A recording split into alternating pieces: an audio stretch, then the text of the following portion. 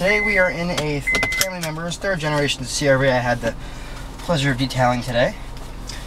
And we're going to go out, and actually I want that off so you can see the screen.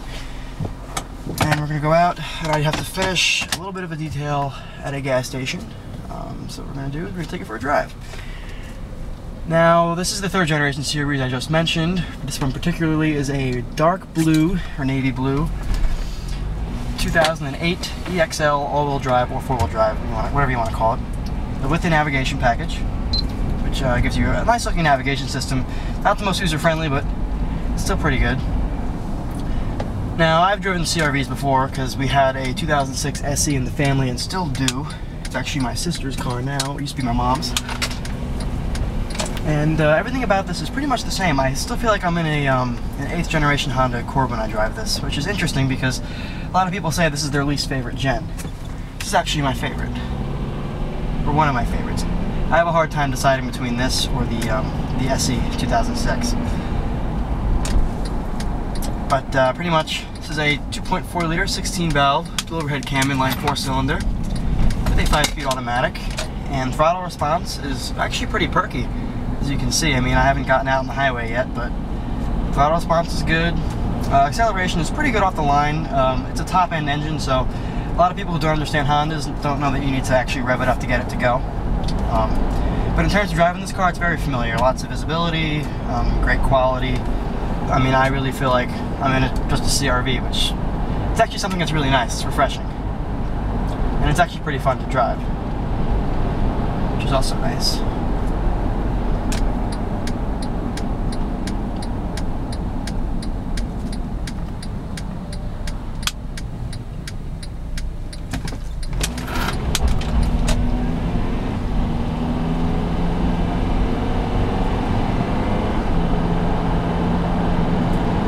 See, it's pretty responsive. I mean, I wasn't even really giving it any gas. And, it's not very powerful, but the transmission knows how to manage the power. I will say though, with these refreshes, I mean, before the refresh of the third gen, it can feel a little bit flat-footed at times, like on a curve or a hill or whatever, because I believe 2008 was the end of the world pretty much, so automakers were programming their stuff for fuel economy, and that's a bit of a downside. In terms of drivability, I'll take this any day over a RAV4 or the Escape, or later on came the Tiguan. I mean, it's not as powerful as the Tiguan or any of that, but it's way more reliable and a lot more refined, actually. We'll go ahead and do an acceleration run right here, because we do have to merge. Brake feel in this car is also pretty good. Pretty modular, natural. I don't feel like there's any computers in the way. Overall, this car, everything about it is just nice. Very easy and nice to live with, generally speaking. So we'll go ahead and do a quick acceleration run here.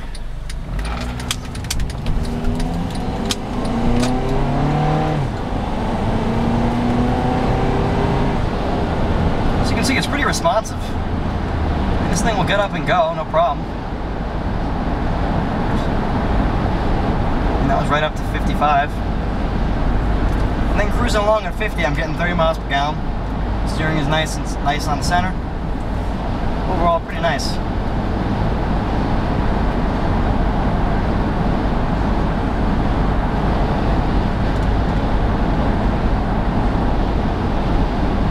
There is quite a bit of wind noise though, but it's a windy day, so I really can't judge that car, this car very much. But overall, it is pretty windy.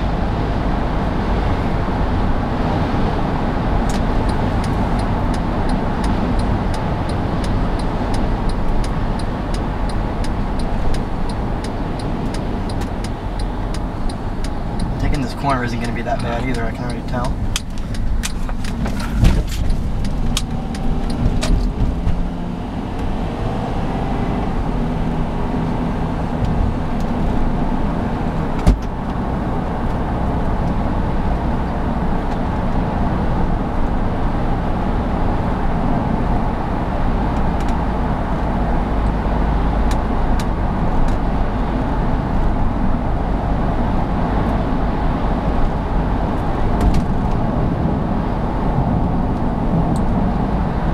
Does have new tires, so road noise is pretty minimal.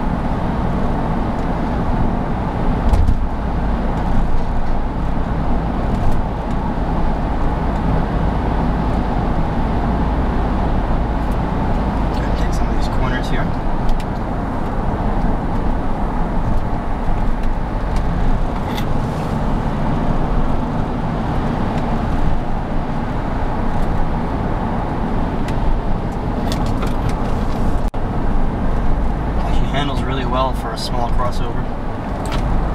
I feel very confident driving this car.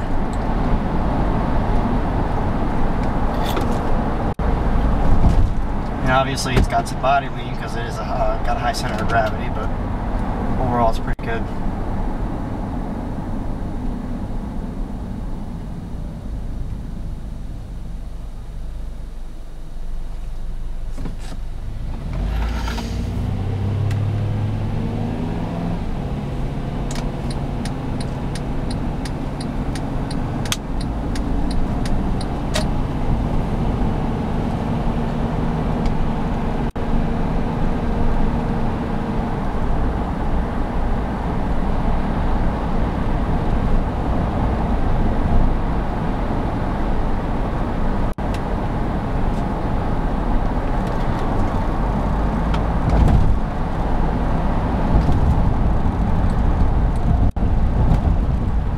I'm going over some pretty harsh bumps too, and the ride is nice and firm.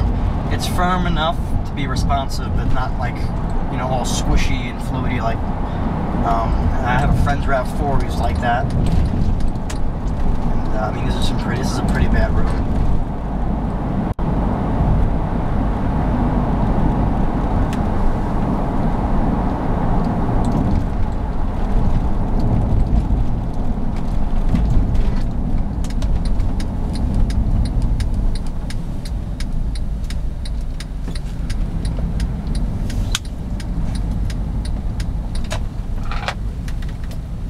Overall, this is a great car to drive. I actually having kind of a love affair with it right now.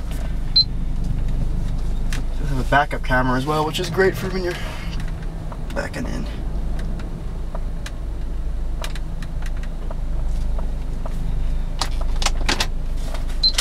Hey guys, thanks for watching.